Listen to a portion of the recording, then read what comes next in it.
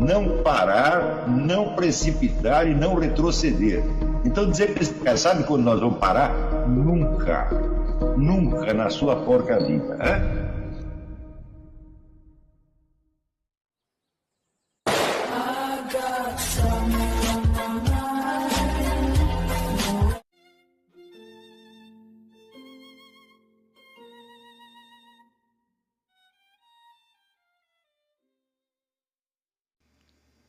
E aí pessoal, tranquilo? Então vem aqui antes do vídeo começar, pedir para vocês se inscreverem, quem não for inscrito, compartilhar, curtir, comentar. Quem puder seja membro do canal, que isso ajuda bastante. Tem também o link do Apoia-se. Quem puder ajudar nosso canal e apoiar financeiramente vai ser muito bem-vindo. Mas o mais importante é transmitir o conteúdo e os conhecimentos do professor Olavo de Carvalho para mais e mais brasileiros. Então compartilhe e ajude aí nossa causa. Muito obrigado a todos os membros, apoiadores do canal. Fico muito feliz. Tenho certeza que a gente está no caminho certo. Então fiquem com o vídeo e até mais.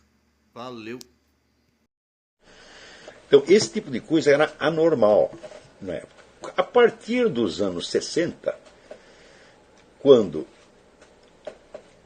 se introduzem no Brasil as obras do Antônio Gramsci, em que o pessoal do Partido Comunista começa a ser treinado para a ideia de ocupação de espaços e conquista da hegemonia. Não é isso? Então, as pessoas que passam a ocupar os postos nas instituições de cultura, na mídia cultural, mídia literária, etc., são pessoas que tinham este treinamento para fazer este tipo de operação, e não pessoas de alta cultura. E isso aí, evidentemente, é o fator imediato que gera toda uma tragédia. Tá certo? A coisa mais característica dessa estratégia do Gramsci é o papel que nela tem, vamos dizer, a mentira e a camuflagem. Praticamente, no Gramsci é tudo camuflagem. Tudo.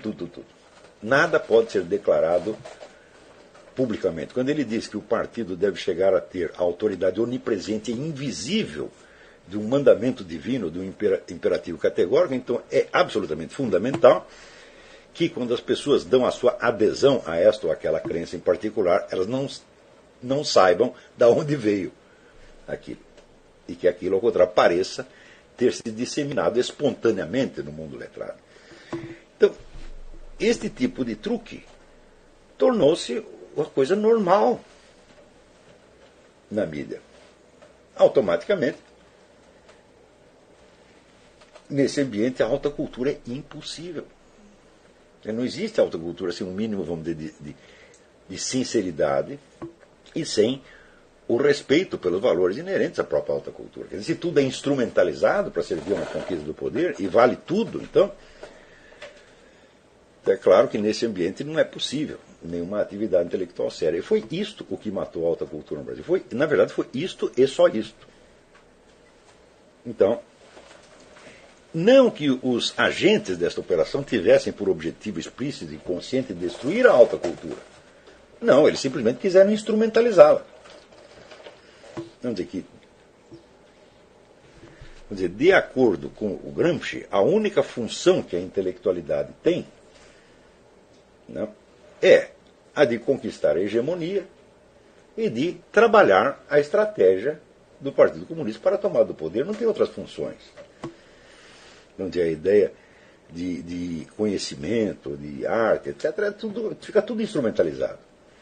Então, embora o Gramsci seja conhecido por ser um sujeito mais democrático do que eram os antigos dirigentes comunistas, que eram, né, dogmáticos e ditatoriais, na verdade era muito pior que eles, porque ele transforma toda a cultura em instrumento. E não deixa passar nada. Isso quer dizer, por exemplo, que, vamos dizer, o uso de, por exemplo, consultórios de psicologia clínica. O sujeito vai lá para se tratar de uma neurose, mas o psicólogo não está interessado em tratar a neurose dele. Está interessado em mudar o sistema de valores. Porque aquilo vai ser bom para o paciente? Não, porque aquilo vai ser bom para a Revolução Comunista. Ele não vai pregar comunismo para o cara, ele simplesmente vai tentar destruir certos valores que estejam ligados ao complexo cultural que se deseja destruir. Então, isso quer dizer que a prática geral do gramscismo tornou absolutamente inviável a cultura superior. E o sujeito que está contra tudo isso diz, mas eu sou contra isso, eu sou conservador, eu sou liberal, eu sou cristão, etc, etc. Né? Acredita ingenuamente que basta você estar contra, né, o comunismo para você escapar de tudo isso. Fala, não, meu filho. Eles não ficaram aí 40 anos pregando o comunismo. Eles ficaram destruindo os meios de cultura superior. Destruindo a própria linguagem, por quê? Se o essencial na operação é a camuflagem, tá certo? Então é claro que a linguagem não pode ser mais usada como um instrumento para fazer que duas pessoas, um emissor e um receptor, percebam a mesma coisa na realidade. A própria figura do emissor e os objetivos do emissor têm que ser camuflados. Então, é claro que é importantíssimo aí transformar a linguagem num instrumento independente capaz de produzir efeito por si mesmo, sem referência à realidade. Então, quer dizer, com isso eles corromperam não só a si próprios e ao pessoal de esquerda, mas corromperam a todos. Quando a gente lê a argumentação desse pessoal liberal, conservador, etc., no Brasil, eu vejo que a maioria usa a linguagem exatamente como a turma do Gramsci os ensinou a usar. Ou seja, em termos de conteúdo ideológico, eles têm o sinal contrário. Mas a forma, o esquema linguístico, o esquema lógico é o mesmo. E, ora, meus filhos, o conteúdo de uma mensagem pode ser esquecido. Mas a forma, o esquema do raciocínio permanece e tende a ser imitado. É como um programa de computador.